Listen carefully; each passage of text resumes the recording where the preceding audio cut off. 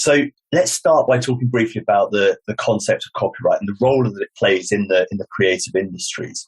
Copyright is quite simply the single most important area of intellectual property, or indeed perhaps the law more broadly, with the possible exception of contract law for the creative industries. And by the creative industries, I'm casting the net quite widely to include film and television, which is the sector I'm most familiar with, theatre, fiction, art, design, music, and much else in between. Any industry, sector, or personal practice or project that involves creating something, whether that's tangible product or content, will be impacted by copyright. So intellectual property and the law around it serves various roles, but essentially it protects content that is produced creatively. So I want to mention very briefly the Smart Copyright Act that you see referenced on the slide there. The bill for this was recently introduced into the US Congress.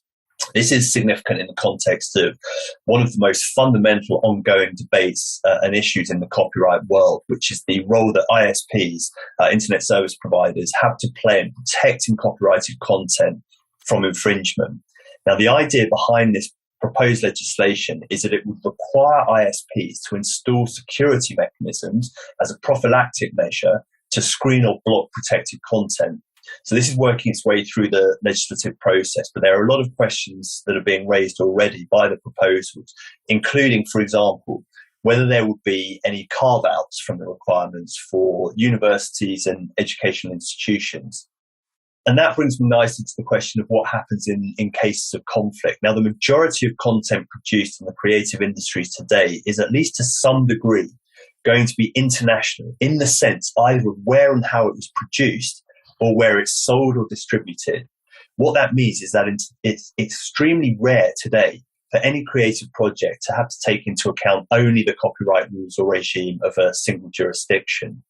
Fortunately, there is a significant degree of overlap and international cooperation with regards to copyright, as has been seen in the Berne Convention, the WIPO Copyright Treaty, which I mentioned earlier, and various other international treaties and organizations. Nonetheless, conflicts or inconsistencies do arise. So it's fundamentally important, as I've said, to ascertain in any given case which regime applies, and it might be more than one.